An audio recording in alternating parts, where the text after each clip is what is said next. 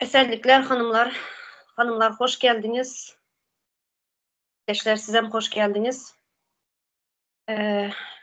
Hanımlar köpten beri sizinle gepleşip geçirmedim. Bugün indi bundan son Saga kanalında Zenanlar bilen gepleşip geçirecek. Zenan hakları, çağaların hakları, şular barada giyinişleyin gepleşikler geçirecek. Başta sizlere söz verin, bir salamlaşınlar. Sonra temamıza geçeriz hanımlar. Esenlikler kardeşler, esenlikler hanımlar, vatandaşlar hemmeňize. Salam yurttaşlar, salam ildaşlar. Hoş geldiniz size. Bugün 5. dekabr bütün dünya kadınların yani zenanların koruma günü. Yine zenanlar, hanımlar. Bugün sizleri şunun için topladım. Yine Türkmenistan bizlerin devletimiz. Bizlerin devletimizde kadın hakları var mı? Yani zenanların hakkı var mı? Var bolsa bu zenan hakları ne hili goralya? Yine bütün dünya kadın hakları diye. Şurada yine bizerem bütün dünya kadınlara giriyorsun, zenanlar. Bizlerin yani haklarımız var şunun içinde. Şimdi şurada bizlerin haklarımız goralya mı? Goralyamızsa ne hili goralya? Yine şu hakkında gündeş geçireriz bugün. Yine bilişiniz yalı kanunda var diyeler, var deyip görkeseler. Zenan hakları, çağların hakları yine bilişimiz yalı kağızda kalıyor. Yine şular hakkında hanımlar bugün gepleşiyimiz. Söz alacağınız var mı? Başını bir başlayalım. Bizlerin ehli haklarımız var. Yani hakkımız var mı? Siz kime verin başta?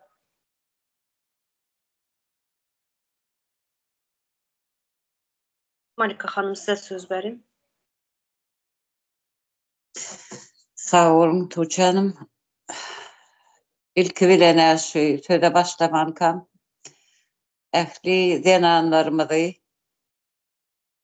tanıdık, tanımadık, yurttaş olsun, başka devletlerden olsun hemmesini ayarlar, zenanlar günü bilen kutlayan. Zenanlar koruma günü. Zenanları koruma günü. Belli ülkelerde geçerli bu zatlar. Yani Avrupa taraflarına belki yoktur bular yani kanunlar, bular yani günler sebep olur korunmana. Mehtesler o taydaki zenanlar. Inni Türkmen zenanlarımızdan kutluyaz. Şu sakar çenli bolmadığım orta inni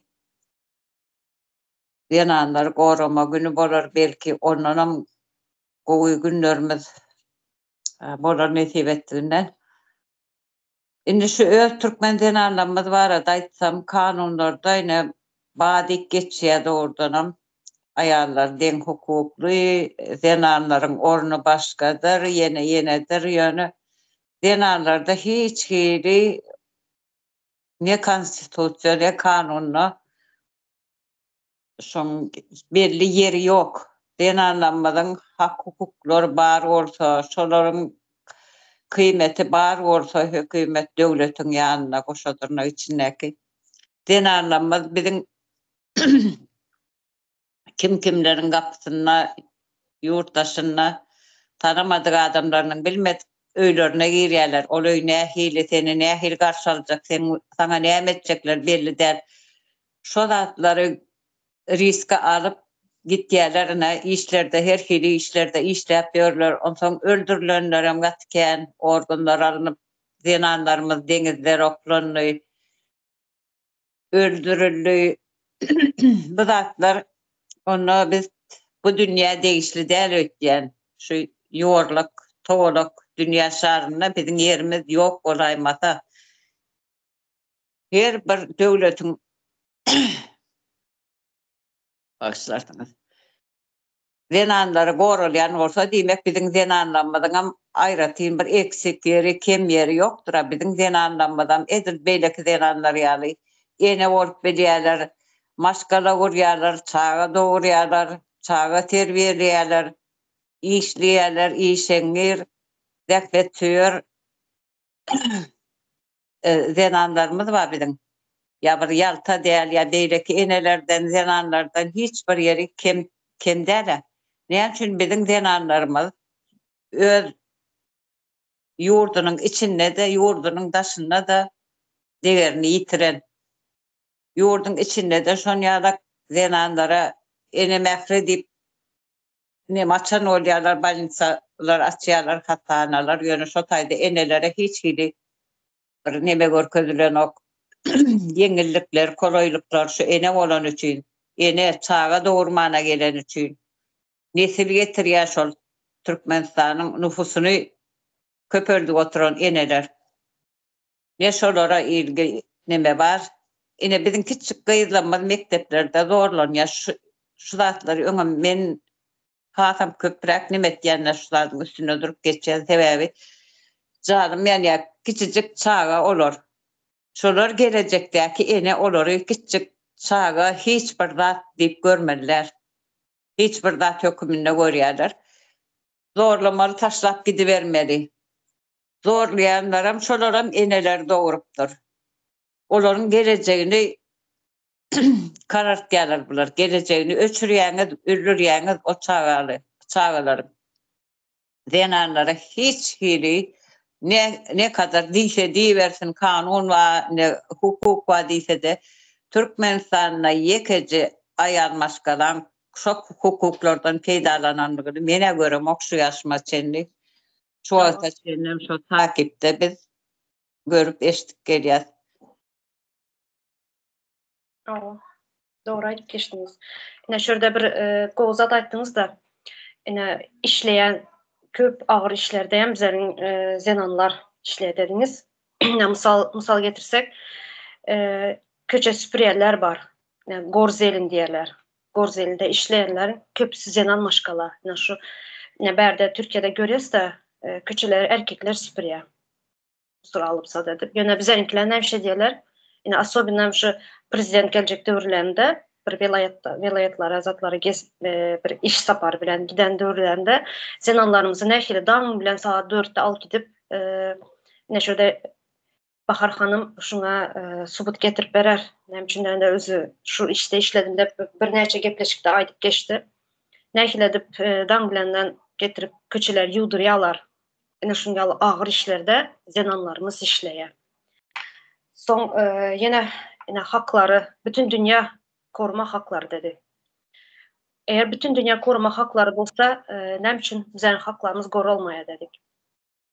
Yine bizler misal üçün goralyan bolsa, bizler zenanlar, çağalarımız, gözümüzün göreci çağalarımız. Näme üçin bizler yurtdaşına çıkmağa mecbur ettiler. Aycahan hanımam geldi.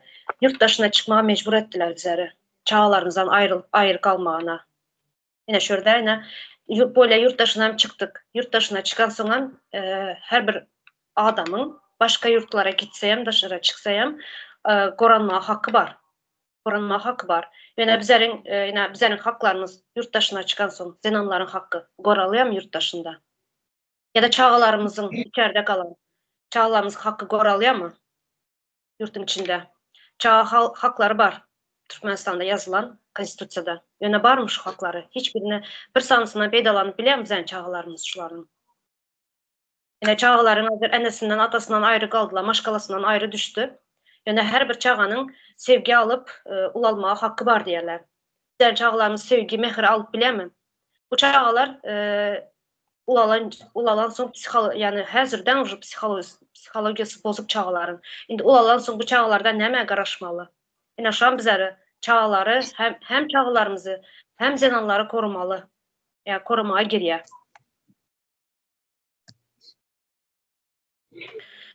Bahar hanım size söz verin. Şu neme ayarların koruma günü diye. Ya, dünya yüzünde hemme yerde var. Yöne şu Sovet yurtlarında yoktur şu. Türkmenistan'da hiç yok. Orta Asya'da bolalışmı. Orta Asya. Orta Asya'da hiç yoktur. Sebebi näme diýsen ol neme Russiýa rejiminin elinin aşağındaki Rusya rejimi bilen yönetilen bir devletler hemmesem yurtlar. Ben özüm köçe süpürüp işledim Aşgabatda. Indi Könürgünçde köçe süpürýänlerine derdini hiç aýtmaýyn. O nemen lokurun içinde şeydi bir işläp ýörler. Ben özüm indi Aşgabatyň ýeri tekiz, asfalt, diňe Aşgabaty bezýärler ha. Şo ýerde işledim diýenimizde de daňdan 4'te yerinde ştik bol diýerler. 4'te ýam şo ýerde yerimizde bolýardyk. Ondan soň prezident geçecek diye yolda ýekeci zat bolmaly däl. Elin aýatýaly arasy bolmaly. Üstünden ýagyş ýagýarmy, gar ýagýarmy, buz bolýarmy, ol hiç olaryň nemesinde umrunda däl diýerler ha. Näme bolsaňyz şo bolun. Sen aýagyňdan geçip durma, git o ýere gidip bir magazine gir, bir gyzyn, ýylyn, olar ýazat hiç ýok, sen ýerinde ýoksuň diýip gepleýärler. Sen ýeriň arasy bolsa-da aýagyňdan geçip dur, üstünden buz ýagyp dur, kelläňe bir meşok nämedik, şeýdik işledik. Aýalan o ýerde kesel bolan ýagdaýyny da senden edaraňdan, işlen edaraňdan hiç hili kömek ýok. Ýeriňe adam ýok diýbem. Hiç bir yerinden turup bilmeyecek ýagdaýda bolamasaň, balnisada agyr ýataýmasaň, eýle beýle keseliň bilim agyrdy, böwregim agyrdy, bugün böwregim çiýişdi. Olar ýala zadyňa bakmaýarlar. Sen hökmen işte bolmaly, keselleseň işden aýrýarlar, ýerine ýene birini alýarlar. Ana şolar ýaly. Kesel o doktora bar, sen hiç işlen ýerinden sana hiç ýyly kömek ýok. Gyýyz çağalarymyza da hiç ýyly goruma ýok. Mekteplerde bolsun mugallim urýandyr, abaýlyandyr, gyýgyrýandyr, zorlaýandyr.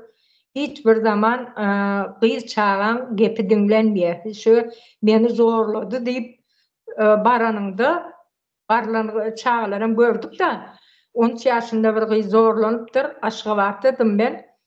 Şonda bizi bez propiska geçip ýörsiň diýip ýygnady. Biz bir çetde otyrdyk. Oson 2 sany oglany şol gyýyzy zorlapdyr diýse, polisiýalar onda şuna üýşipdir, gülüp durlar. Näetdiň, keýip aldyňmy diýe, gowuzat ekenmi? Şeýdi gepleýärler da. Oson menim oturan ýerimde aýtdym, gowuzatmy diýip, näile gepleýäňiz diýdim. O ýerde bir gyýyz acı çekdi diýdim. Şu çağalaram diýdim, häli ýaş oglanlar diýdim, bularam ömrü türmede çüýrejekler diýdim. Siň aýdyp duran zatyňyz nähil diýsem, gitseň aňyrda dur diýe, sen näme üçin geldiň bäri daşowuzlusyň. Sen ýeriňde gezdiýe, biziň ýerimiz nire? Ine aýal maşgal aýdylan gurrun. Polisiýalar özlerim söwünip gepleýändirler. Ýa-ni neme kamera ýok ahyry. Telefon ýok elinde. Bizim wagtymyzda o neme çeken telefon ýokdym, kiçik telefon ullanýas, ulu telefona güýjümiz hem ýetmeýärdi. Ene şolar ýaly ýagdaýlar. Bir aýal ärinden taýak ýedim men diýip, sen neme bar bilmersiň, ýa-da men aýrylşak, öýümden hakym aljak diýip bilmersiň. Baran wagtynda äriň aşagyna giren wagtyň süýji de indi taýaga ajy boldymy diýip gepleýine polisiýalaryň suda varsan suwdyň aýdyan jogaby. Men özümiň goňşym gitdi. Polisiýa şonda şey diýipdir. Äriň bilen ýatan wagtyň süýji de taýagyma ajy boldy diýipdir. Onu eşden başga bir aýallar şikayet etmeýär. Men özüm hem ärimden taýak ýedim ýöne o gep maňa pent boldy. Men aýtdym polisiýadan gidip bu gepi eşitibiljekler. Şon ýa sen arkaňda durjak bir neme ýok, hiç döwlet ýok, opşy döwlet ýok. Polisiýalar hem aýal gyzyň şikayet et barsaňam arkaňa durulýan däldir. Ben Türkmenistanda hiç görmedim. Eger şu wagt Türkmenistanyň içinde bolsam, dünýä zenanlary goraýan güni barmyşyn diýse, gen görerdim, inanmazdym. Ene şolar ýaly ýagdaýlar. Sag bol. Sağ olun sizem. Ayca hanıma söz vermesinden bir zat belirlep geçin. Ene şu zenanları koruma gününe, yani korumasına zenanların sağlığı hem giriyor. Sağlığı giriyor. Ene şu yana aydıp geçtiniz dışarıda soğuklarda yerleri sirdim dediniz. O yankı kız maşkalarını zorlan vaxtları ene acı çekti dediniz. Ene şular şu korumaya giriyor. Şimdi şu acı çeken kız 13 yaşında dediniz. Yine siz özünüz misal getirdiniz. Şimdi siz nereye başvurmalı? Şunun yalı bizler Türkmenistan'da kuramalar, zenanlar için, yörede zenanlar için kuramalar, hareketler var mı? Partiyalar var mı? Ben duymadım. Sizler duydunuz da mı şu vakachelde? Şu sadece zenanlar için, eneler için, çağalar için şunun yalı kuramalar var mı Türkmenistan'da? Tamam, yine bir zat aydıp geçeyim. Yine bütün dünya yine şu gün bütün dünya kadın koruma günü diyorlar. Yine çağa koruma günleri var, engelliler günleri var. Yine şu yine köp yine rak keseller nemes var, son invalidlerin günü. Yani bir sürü günler var. Yine şu gün dün maden günüydü, madenciler günüydü Türkiye'de. 4. dekabr madenciler günü. Yine bizlerde şunun yalı günler var mı? Misal getirsek de bizlerde hiçbir şunun yalı günler yok. Bellep geçmeyeler. Bütün dünya şunun yalı günler var. Zenan günü, çağa günü, maşkala günü var. Yine bizlerde yok. Şunu bellep geçeyim dedim. Sonra yankı soradım. Onu ildeşlerimizden sorayan bizlere dinleyen ildeşlerinizden komentara yazarsınız. Şu zenan maşkala şunu cevir çeken vakti nereye yüz tutuyorlar? Kime yüz tutmalı? Yüz tutulacak yeri var mı? Acahan Hanım size söz verin.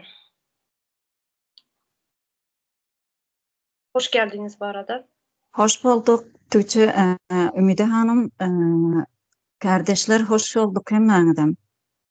Şun ilk bilenesi de hayırlı uğurlu olsun demek isteyen. Şu programını yola koyupsunuz.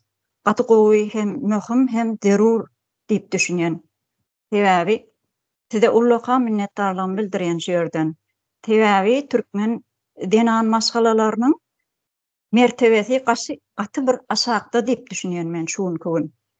Düşünmek değil, açık ve net görünüp duran. Düşünmek değil, Acahan. Göze görünüp duranlar hem onu biz görüp otursa günde Türkmenistan'da yanan maskalaların nähili derecede pes ýagdaýda ýaşaýandygyny, haýsy tarapdan al, sosial tarapdan alsaň al, iýmit tarapyndan al, iş meselesi diýelimi, hemme tarapyny alsaňam yanan maskalalarymyz gaty mertebesi pes derecede. Bu guraman döredip siz gaty gowy iş etipsiňiz da geljekde täze Türkmen Cumhuriyetinde denan maşgalalarymyzyň orny hasda ýokarda bolmaly. Çağa terbiyesem edilşi onun ýaly. Olam has ýokarda bolmaly. Edilşi ösen Ýewropa ýurtlaryndaky ýaly has ondan ütgeşip bir ýagdaýda bolmaly dip pikir edýän men. Şoň üçin hem şu guraman açyp gaty gowy etipsiňiz. Sebebi bizim Türkmenistan'da zenan maşgalalarymyz iýmit tarapdan kösenýärler, iş meselesinden hem kösenýärler.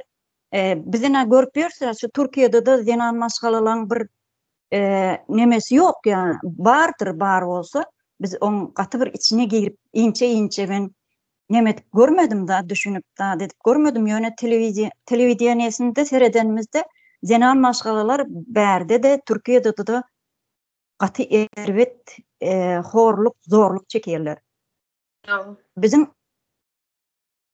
bu da näme ýöne bularda ine bir gurama var 152 mi näme bir nemani jaň etsen misal bir zenan maşgala zorlanýan bolsa ýollarda ýa başga bir jemgyýetçilik köpçülik ýerlerinde bir nomrany aýlaýasyň şoň bilen sana hökman polisiýa işgär bolsun başga tez kömek bolsun hemmesi ýetişip gelip bilerler.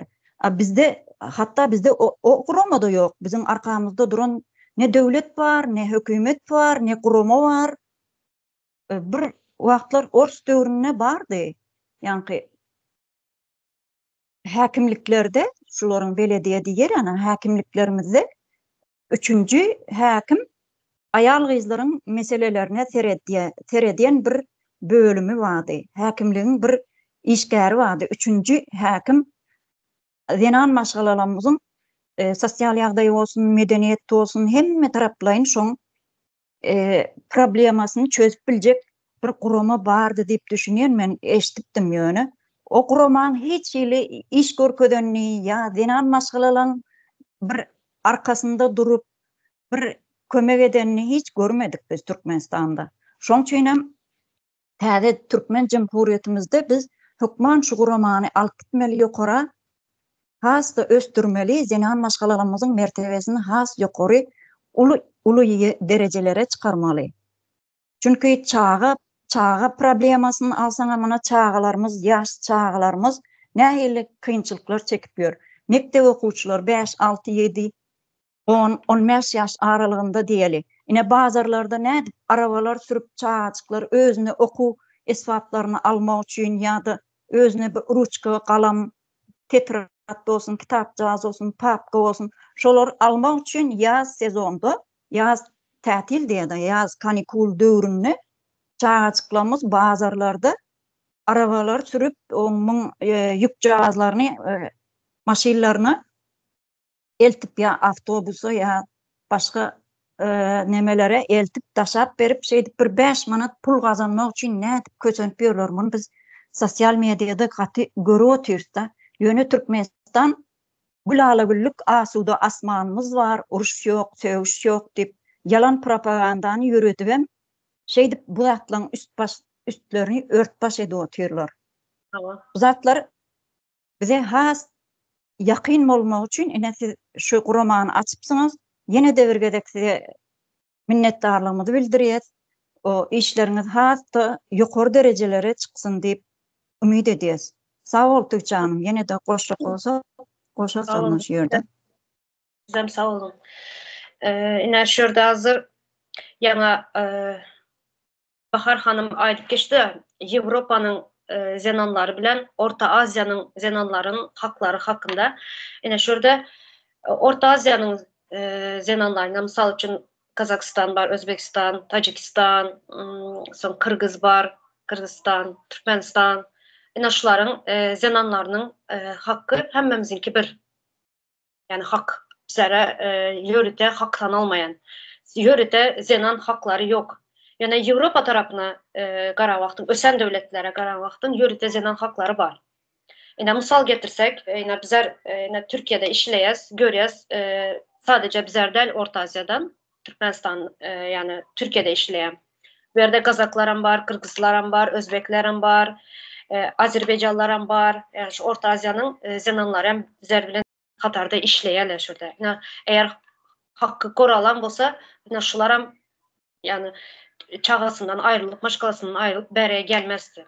Yine bir az tapaudu var, bunların yolu ansat, gidip gelmeye ansat. Çağalarını hiç olmasa 6 aydan gidip görüp bilyeler. Yine bizlerinki bir gitsen gelmeyen, izniye kayıtıp gelmeyene garanti yok. Bir şu misal nemet bir fark var şunun.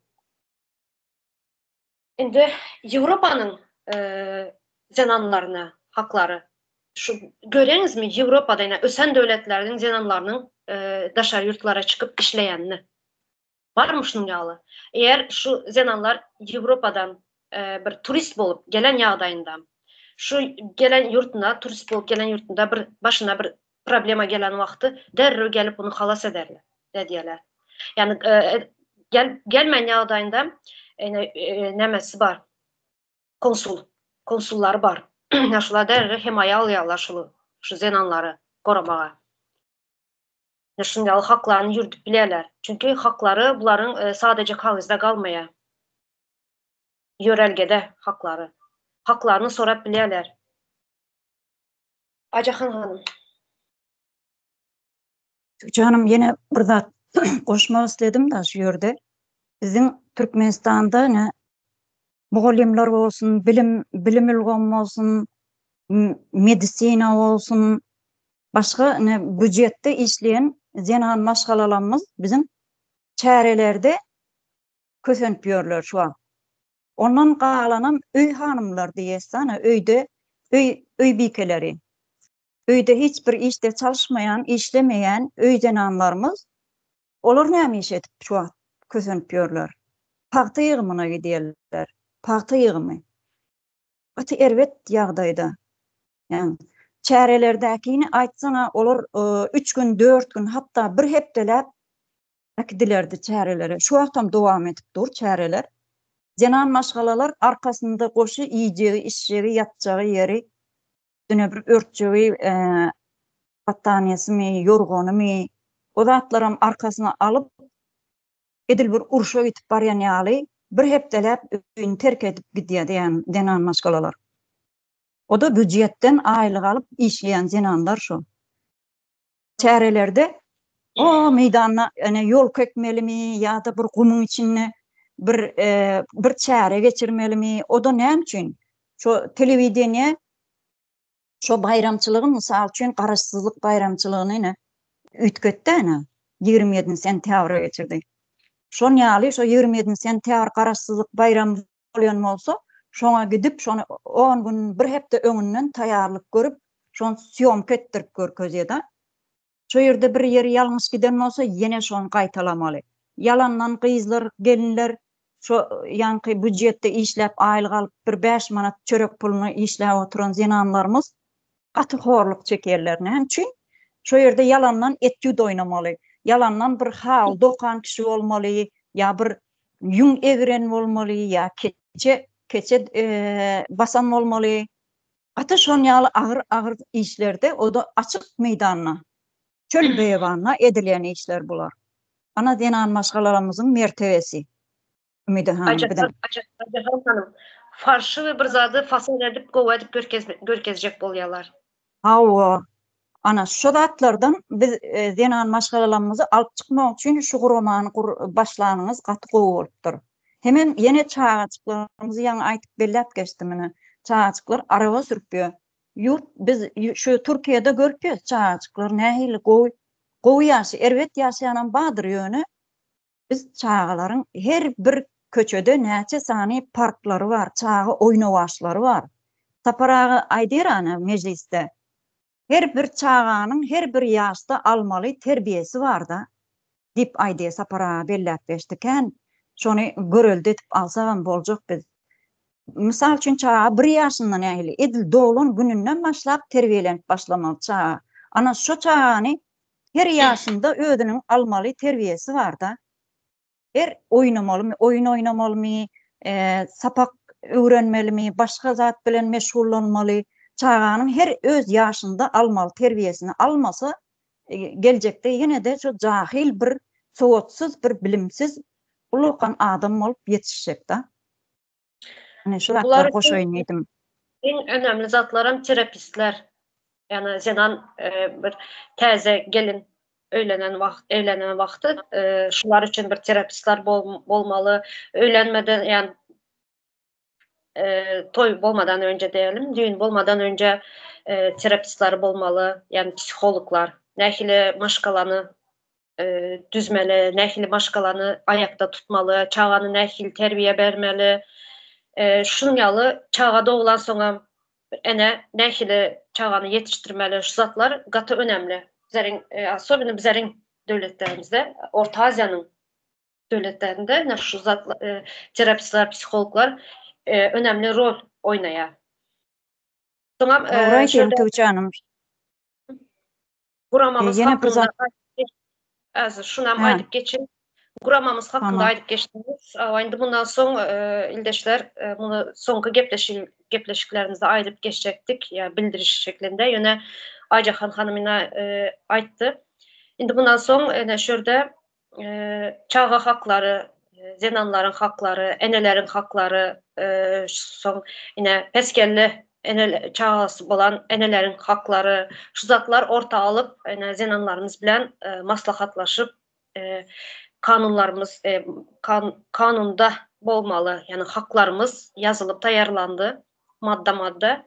Şulary mundan soň şularyň üstünde işlep her kim öz mailnamasyny aýdyp berer, düşündirer, ekrana çykyp hemme zat açyk näme deriz, gurama şeklinde iş alyp barýar zenanlarımız bilen. Bizlere gelip koşulmak isteyenler giripler. Telefon numaram koyulacak.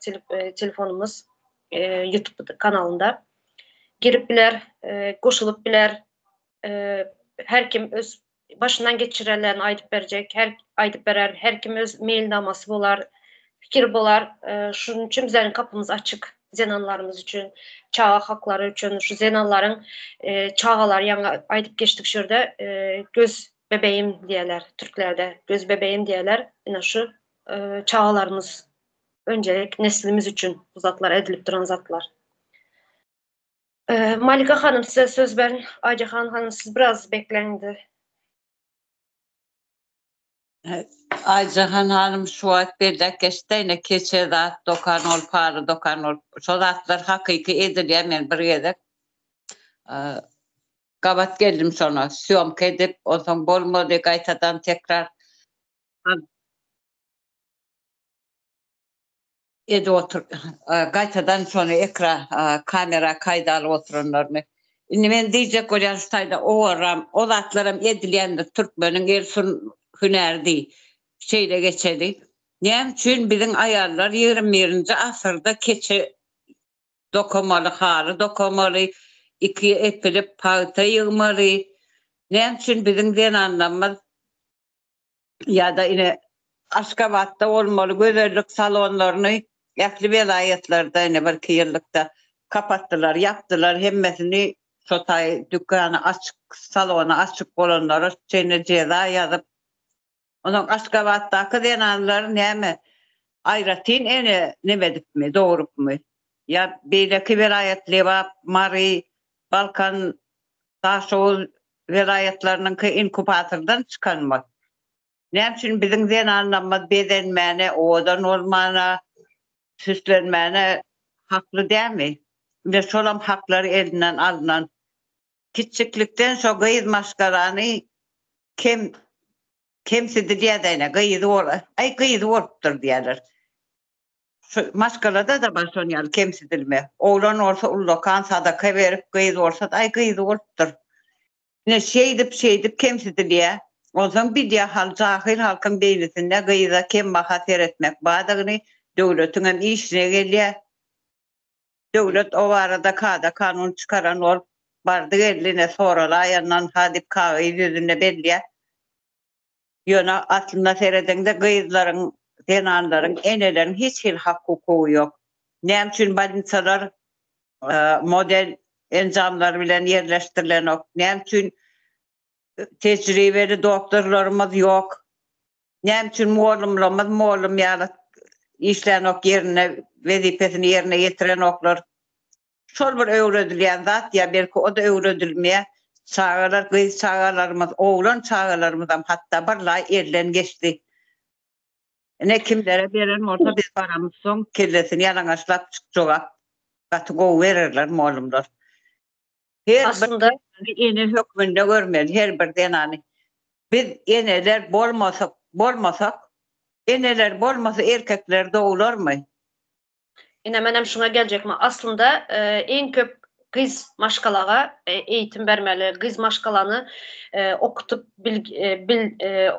yani okutmalı, eğitmeli. Ne için? Gelecek ki ene nemşede çağasını doğurup eğitmek için yani cahil olmazlığı için çağasını eğitiye. Yine misal getirelim yine şurada Merdan Muhammedov ildeşimizin suratları duran yine şu Merdan Muhammedov ildeşimiz nehil akıllı eğitilen bir çağa. Yani nehilem şahs deyim. Şunu yani bir ene doğan. Ene doğan şunu. Şu akıllı bilim alan, eğitilen adamlar, şahsları bir ene doğan. Yani şunu göz önüne getirmeli. Göz önünde tutmalı. Kız çağı en başta öncelik tanımalı. Kız maşkalanı okutup bilim aldırmalı. Bize de ne bir şey diyorlar, bizden kültürde ne bir şey diyorlar. Kız maşkala ere bersen er bakar. Ya erinin maşkalası bakar diyorlar. Ona okumak, bilim almak gerek değil diyorlar. Halen bizlerde şu düşünce var. O 19. 18. asırın düşünceleri. Artık bize 21. modern dövrde. Uzatlar indi iza koymalıdan təzə modern ayak basmalı, yani adimlemeli.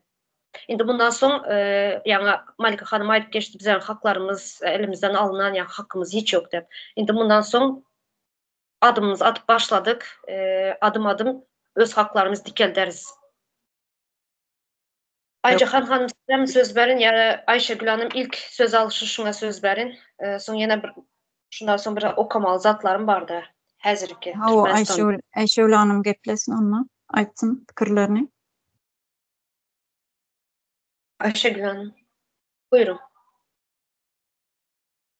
Esenlikler hanımlar, Hoş geldiniz. hoş bulduk. Ayarlar hurmaty başlatdyňyz.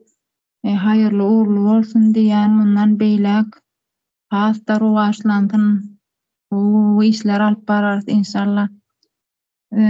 Dinanlaryň hal ýagdaýyna seretmek biziň ýurdumyzda hasam uludan ýola goýmaly diýip düşünýän sebäbi ýurdun içinde hiç ýyly hal hak hukuk ýok dinanlarda. Bir kiçijik mesele hala etsem, bu biziň ýurtda näçe ýyldan bärindi dinanlara ýa-da gyzagalara okuwda bolsun ýa işleýän dinanlar iş ýerinde bolsun 8 mart aýallar bayramçylygynda 40 manatmy, soň 30 manat boldumy, şonu sowgat edip bermäge başladylar. Ýöne men islämi okdum, öýde oturan welenim, öýde oturan dinanlara ýa-da kärendeçi dinanlara olara berilmeýärdi. Menem biz bu Türkmenistana degişli dälmi, biz ene dälmi, biz dinan dälmi diýädim özüm, öýde aýtýardym. Ýöne sen hiç kime dadyň getirip bilen ok. O berjekmi sen himme Türk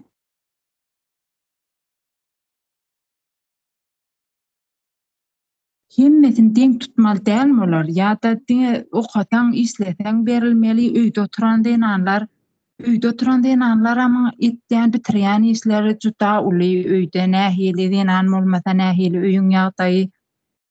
Ýöne şol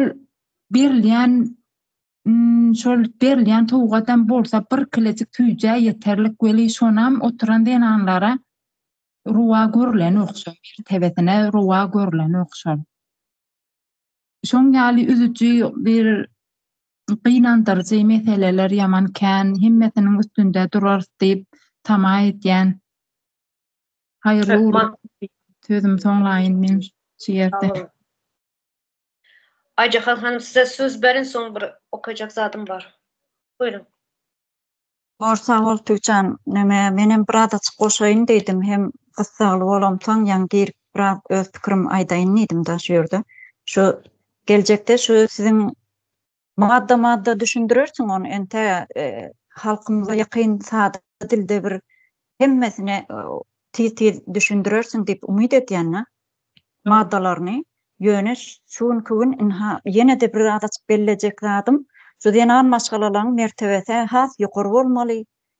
Çağa dogurjak misaly hamile olan göwreli dinanlarymyz şu wagtlary gaty kyn ýagdaýda. Näme üçin diýsen bizde gowy bir Ýewropaň kyýaly hastahanalarymyz ýok ýa-da dogumhanalarymyz ýok.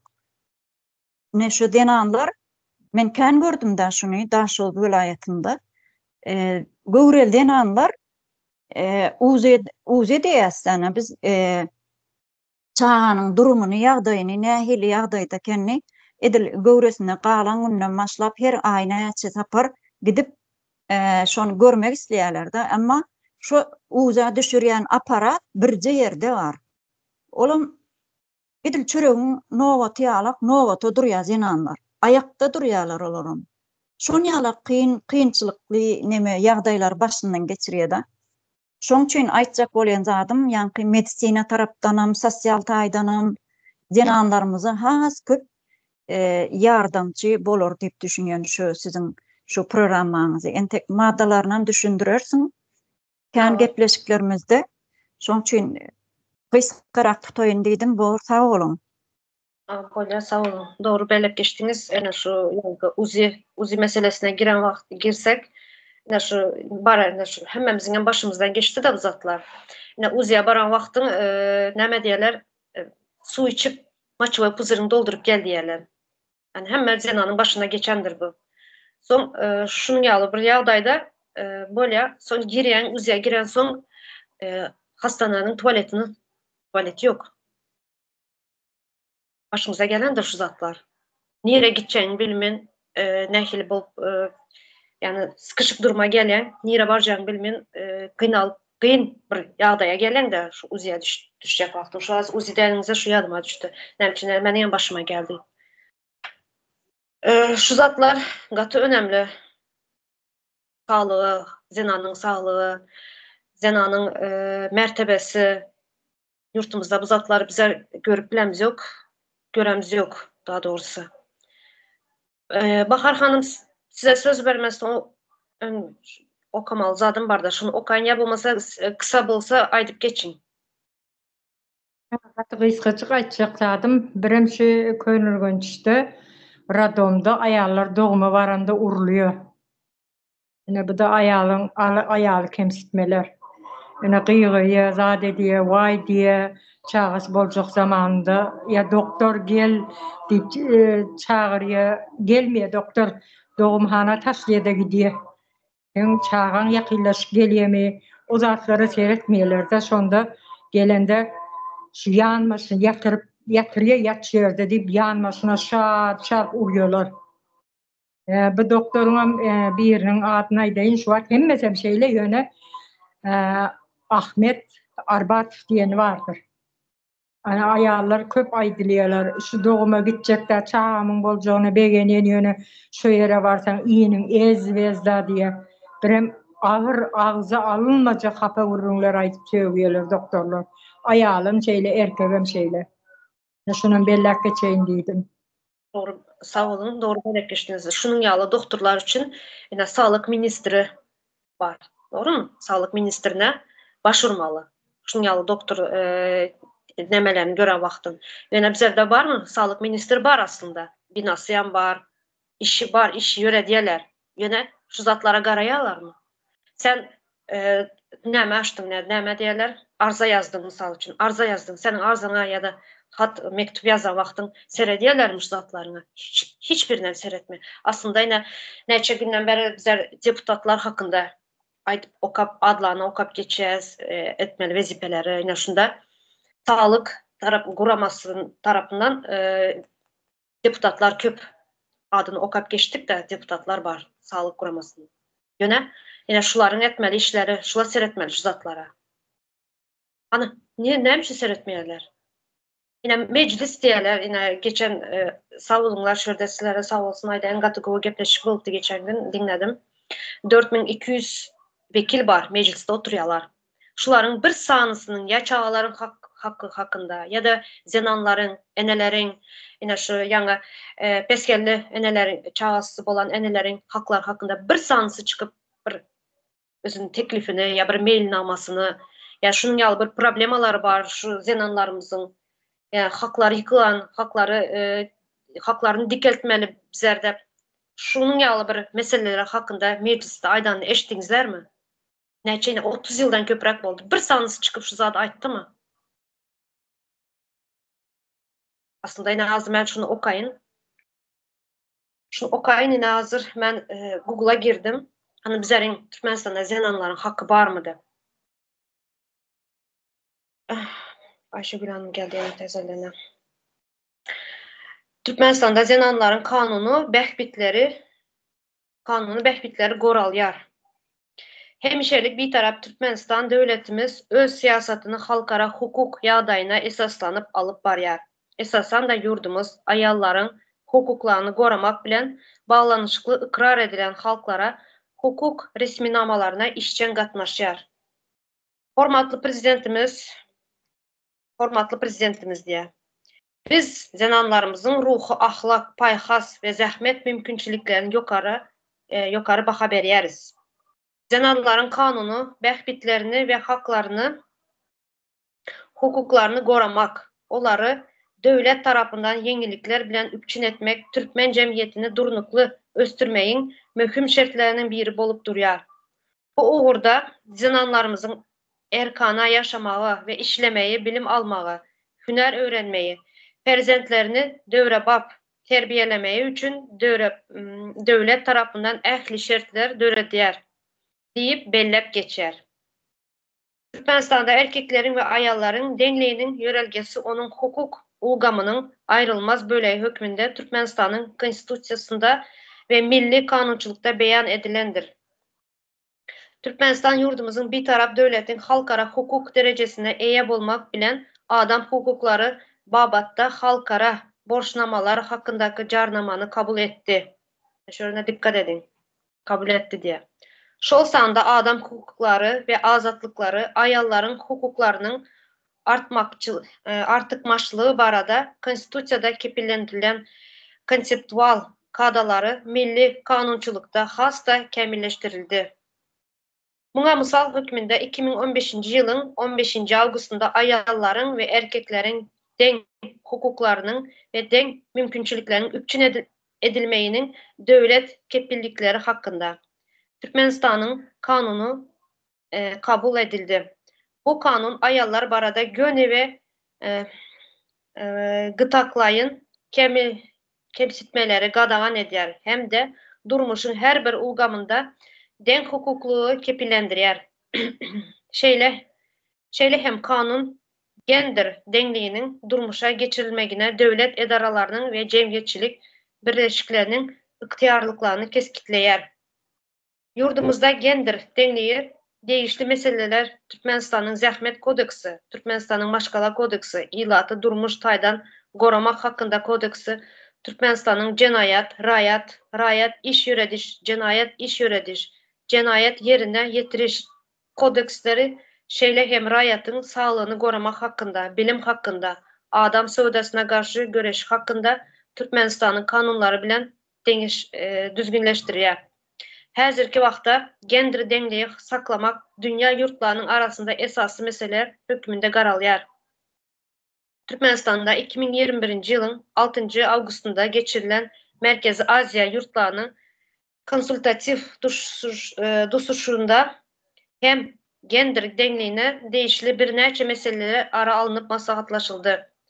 Bir söz bilen beyan edende Türkmenistan zenan hukuklaryny halkara ve milli hukuk kadalarına layıkta düzgünleştiren hukuk ve dünyevi devlettir. Hormatly prezidentimizin taýsız tagalary bilen Türkmenistan devletimiz içeri ve daşary siyasatda öz ornuny saklap gelýär. Güljahan Jabbarova, Türkmenistan'ın Daşary işler ministrliginiň Halkara gatnaşyklar institutunyň halkara hukugu fakultetiniň 1-nji ýyl talyby. Ine hanımlar, ine garan wagtymyz okadyk. Hukuklarımız barmış. Kanun tarapdan. Ine şöyle näme diýär? Sağlygy goramak, iş bilen üpçün etmek, bilimden üpçün etmek, Türkmen jemgyýet durnukly östürmegiň mühim şertlerinden biri bolup durýar diýär. Soňra men şurada şuna dikkat edin dedim. Yani neçenci yılda 2015. ayallar yok. Siz devam edin. Elinizi kaldırdınız. Kim kaldırdı başta? Bahar Hanım kaldırdı. Ben yine devam ederim sonra. Şurada şunu aydıp geçin. Şurada gender deňliği hakkında aýdylyp geçer. Gender deňliği näme? Soň şu hakkında görün ederiz. Malika Hanım size söz verin. Men şutaýda bir zady bir söz ünsümi çekdi de durnuklu östürmek diye. Bu durnuklu östürmek diýmek näme? Östürmek däl. Şol bir tempde saklamak diýmek bolýar. Durnuklu östürmek. Hani ileri gitmeliler ösüşü. Biram Yankı Güljahan kimde familiýasy? Oğuljahan Jabbarova. Oğuljahan Jabbarova. On ýaly aýal gyzlaryň hak hukuklary goralýan bolsa, seredilýän bolsa, näme üçin ýurtdaşynda ölen eneler, zenanlarymyzyň hak hukuklary goralmady? Näme yurdun içinde dayalan yan çağaların hak hukukları olar zenanlara giren okmy? Näme üçin iýaly mekteplerde bilim berilen ok? Näme üçin eneler doğum wagtynda ýok olan eneler bar? Doğumda ýok olan gelinlerimiz bar. Çağalar yetim galýar. Sana beriljek sonra gatyken näme üçin müňden gowrak badyr şu taýda iýleşdirilmez kilos mezarlygyna ölüp ýatanlar. Ýekece çağama şonu görsem, şoň ýanyna şoň nefesim bersem razy men diýip ýalbaran bir gelin bar, men şoň hiçem ýadymdan çykan okşoň ýalbarşy. Näme üçin öz hak hukugyny ulanmak üçin arkadagy ýalbarmaly zenanlarymyz. Bravo. Anlar bu hak hukuk bar diýip belleýän zadyň. Yurdun ne de yok, dasındakilarda da yok. Hani zenanlar için, çağlar için guramalar, hani hareketler, hani partiyalar, bunlar yok mu? Näme üçin prezidente yüzlemeli? Prezident bilen bunun nemesi var? Näme üçin yerde prezidentin adı yazılıyor? Bilim ministri, sağlık ministri, medeniyet ministri diýip bir topar bir sürü minister şu taýda nani otursunuz, jüýüňiz doldurup. Deputatlar, 125 deputat, 4200 vekil, meclis vekili. Bu zatlara näme üçin seyretmeýäňiz? Näme üçin bu zatlar mecliste aýdylyp geçirmeýär? Ine bizlerin şu 5. dekabr bizlerin zenanların hakkını koruma günü. Zenanlar bolanda şuna gyz çağalaram girýär. Gyz çağalaryň hakkını koramaly. Ine hazır indi Malika hanım şurada bellep geçti.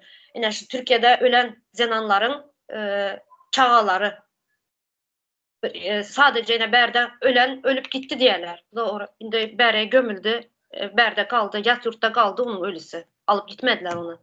Indi o yerde izinde kalan çağa nähil boldu? Bu çağanın psikolojisi nähil boldu? Bu çağanı koruğa aldınızlar mı? Bu çağanın geleceği nähil boljak? Onu sağlık tarafından, bilim taraftan üpçün edip bildinizler mi? Nähil edip üpçün ettiňizler? Şu mecliste şu zatları haklarını aýdyldy mı şu çağanın? Näçelli zenan maşgala öldü şörde. Doğru bellep geçti Malika hanım. Hanım bu maşgala näme boldu soň? İzinde kalan çağalary. Sizler sadece näme diýäňiz? Aşgabatı görkezýäňiz. O elit, ine berde yazılanlar, Aşgabatdaki elit zenanlar hakkında yazılan.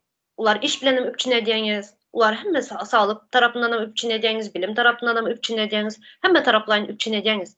Ýöne sizler geçenen bir gepleşimde aýdyp geçtim Arystan ildeşimiz bilen. Sizler daşara çykyn.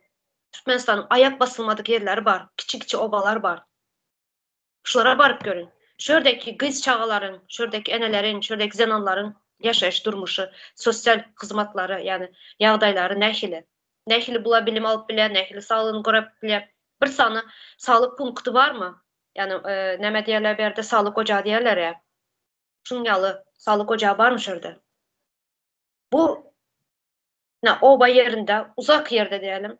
Şehere bir ağır kesel boldu. Yine men neçe gezek yine şurada diyaliz hastası bakanım için bilen de bu zatları haftanın 3 günü gitmeli, hastaneye gitmeli. Şu gözüm önüne getiren de ön bilmeyedik bu zatlar Türkmenistan için ne vakti. Bunun yalı keselen barlığını bilmeyedim ben.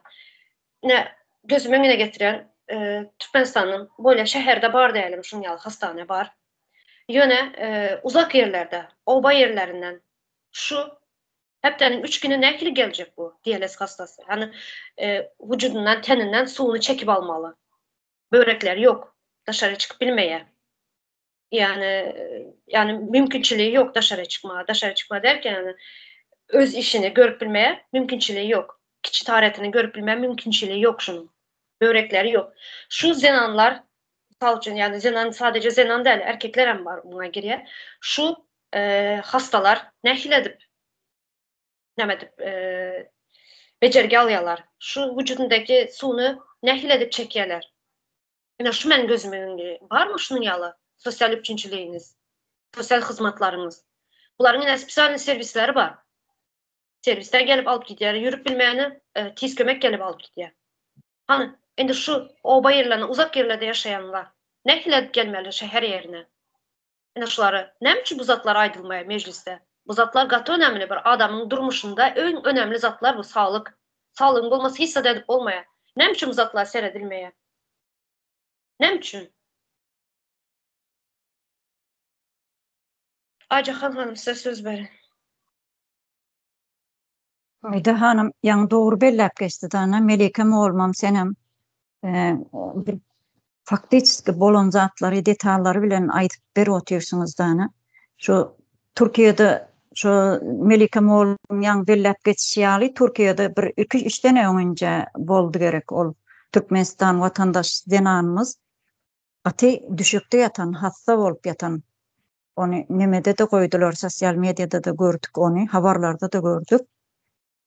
Şu zenan ati yalvarıp ağlap, sonra ülküttü. Şu vaktinde konsulluk nirede, Daşarı İşler Ministerimiz nirede, deyilen sorular orta çıkıydı. Yine de bizim sağlık ministerimiz nirede. Yani şu zenan ağlap yalvardı. Yani şu Türkiye'de görüyoruz, şu Türkiye nehilem olsa, bir yurttaşında bir vatandaşı hasta yatan olsa şoňa ýürüýte uçak goýuberip, samolyot goýuberip aldyrýar şonu. Öz watanyna getirip bejerýär şo hastany. Ama bizim öljek bolup yatan şo watandaşymyza şo watandaşymyz aýtdy gerek ýalňyşmasam, konsulluk şonun pul isläpdir. Şo ýurtda öýüňe gitjek bolsaň pul isläpdir şondan plança $1000 pul islen. Hani bir yerde insanlık nirede, hani bir yerde yankı Reşit Meretov nirede, Reşit Meretov näçe zapar Türkiye'ye geldi.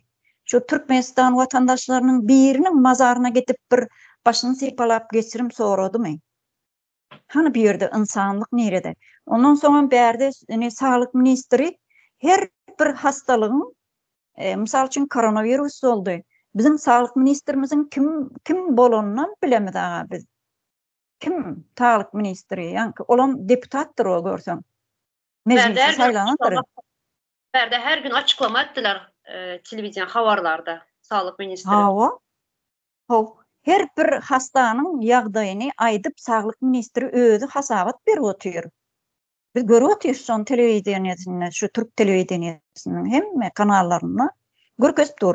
Misal üçin bir hasta bar bolsa, şoň durumuny, ýagdaýyny nähili tedawi etdiler, nähili bejerip etdiler. Şolatlar hakda günde günasy hasabat berip telewizionyna çykyş edip otyrlar. Bular ýa okap berdiň ana plan diye. Şu neme var deyip, şunyalı kanunları var, şunyalı işler yerine getiriyor. Bu oğudan söz bilen hiç iş bitene arkadaşlar vallahi. İş bitene. Oğudan sözden milletem halkımızam yağda değil. Indi.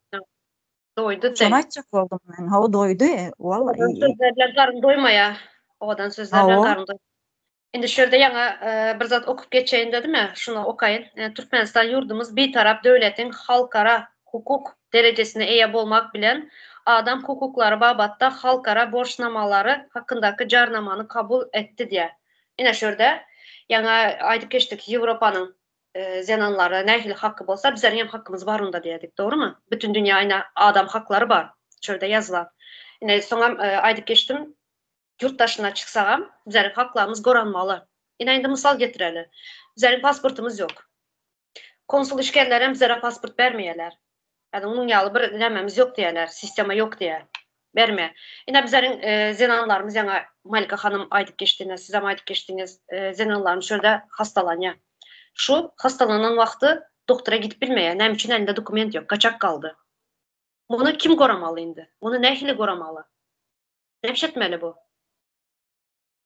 Yine siz jarnama kabul eden bolsanız, onda bizlerin hakkımızı koram. Ne için koramayanız bizlerin hakkımızı? Bu näme? Kagızda mı yazılan sadece? Ovadan sözler bilen. Yani gaýdyşyňyz ýaly.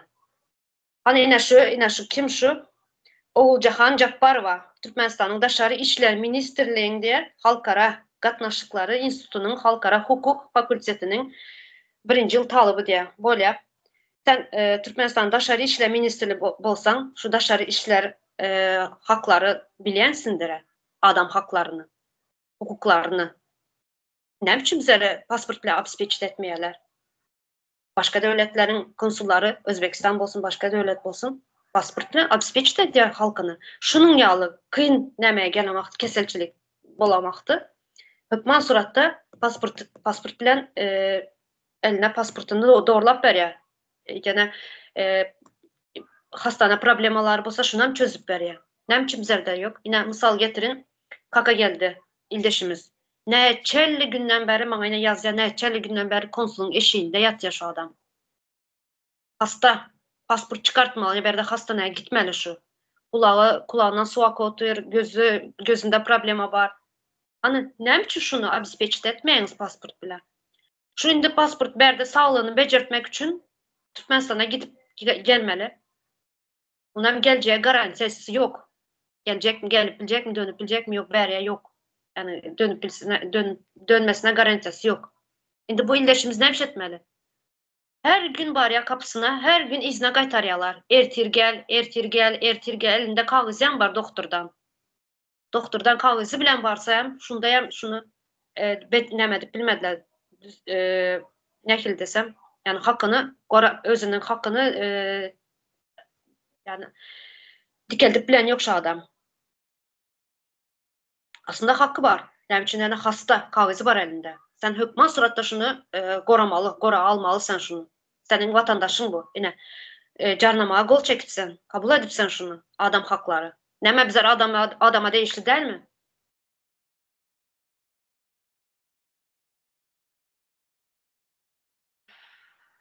Ne şunu yallah. Ayda otursan gatı köp misallar var. Yine şurada hazır gender dengleyi de aydıp geçtik. Bunu indiki tema koyarız. Bu uzun bir tema olacak. Gender dengleyimiz. Bu ne demek gender dengleye, nehl işleye, kimler için işleye, ana şu zatların üstünde indiki temamızda durup geçeriz. Acahan Hanım. Müjde hanım şu yanına kaka geldi konsulluğun önünde yatır dedim de anne. Şonu gören aklarmış olar konsulluk nerede? Konsulluğun bir yerine yetirmeli funksiyası bardır ha. Bular näme edip näme üçin aýlyk alyp näme üçin oturlar bu Türkiýede diýen soralar var ortada. Yani sen halkyna kömek etmejek bolsaň bir zat alanda da bir şoň yerine yetirmeli funksiyası bardır ha. Kady kanuny ýa-da bir zat esaslanyp oturandyra. Şu ýerde näçe ýurtdaşlarymyz hemmesem gaçak kaldy. Hiç birinin halynyň habar aldymy? Bular boş-boşuna aýlyk alyp ýanky hökümeti iyi oturan adamlar da gel şun gününi delelin ýarmyndan gaýtmagan bir gowlukda bir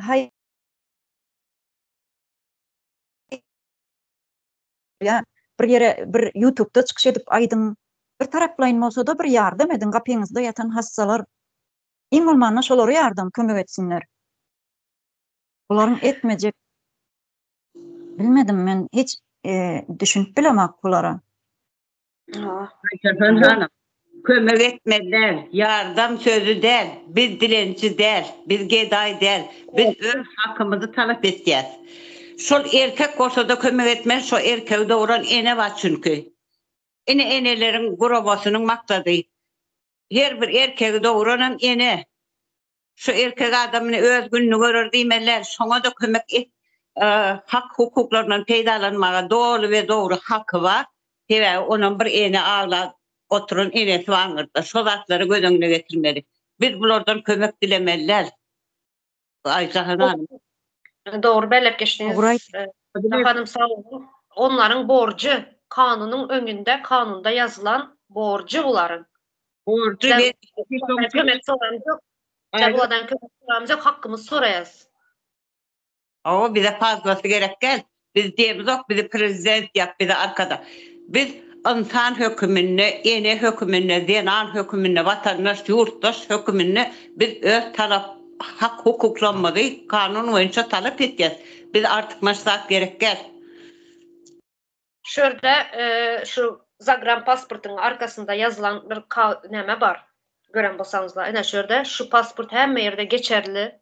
Şu pasport bir yiten wagty, yanan wagty ya bir ene hazır bize de doluyan pasportumuz bize yurttaşında mecbur çıktık yurttaşına.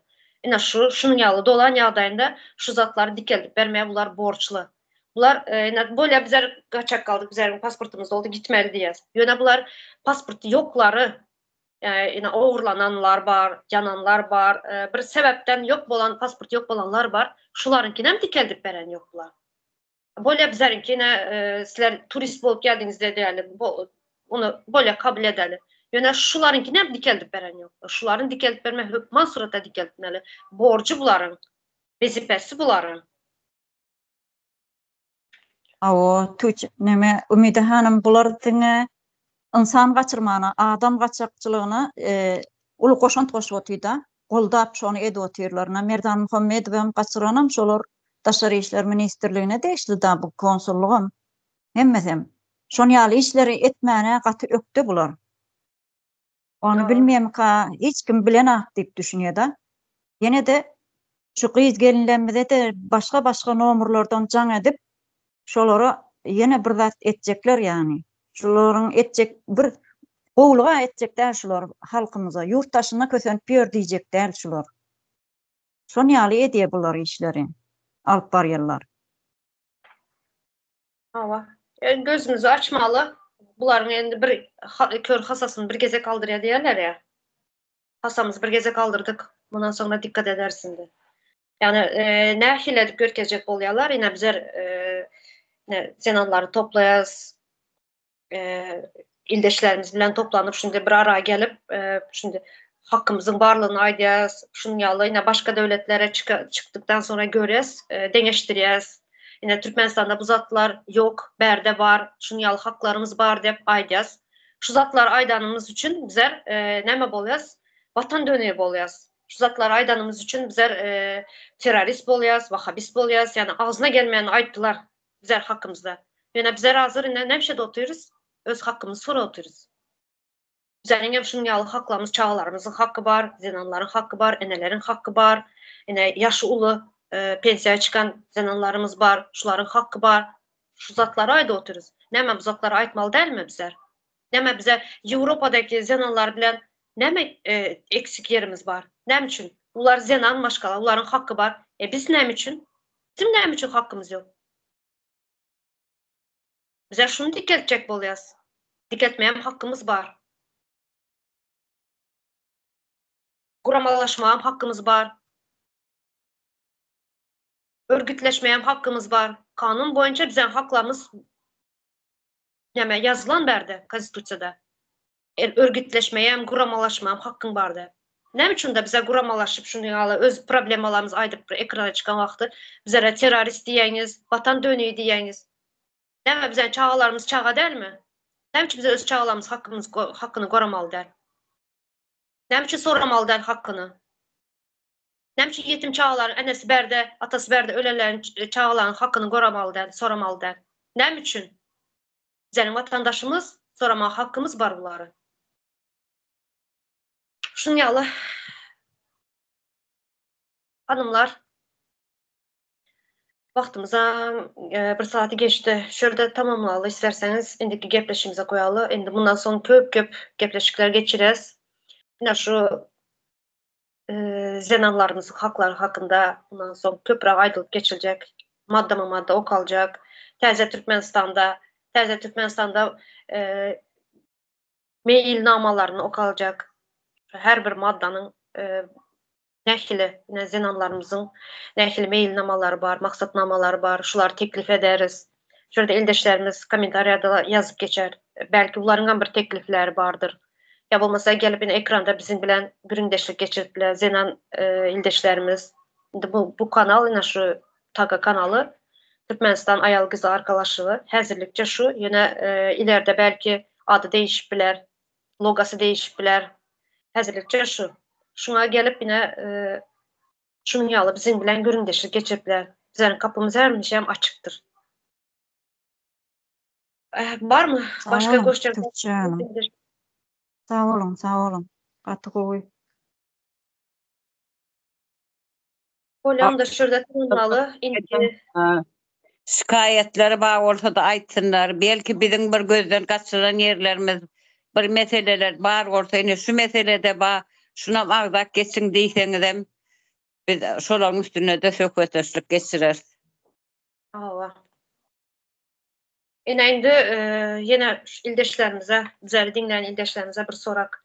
Yine Avrupa'nın zenan hakları bilen Orta Asya'nın zenan hakları ikisi dengeli mi? Yine belki bizleri Orta Asya'dan dinleyen ildeşler, yurttaş nemeler var, vatandaşları var. Orta Asya'nın. Şuları şurada yazıp biler. Köp bizler komentaryalarda okuyas da başka devletlerden yani başka komşu devletlerden hem yazanlar bolya komentaryaları bizleri dinleyenler hem var.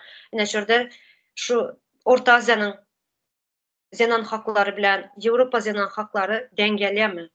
Nähil hakları var? Şulara hem yazıp bilýär.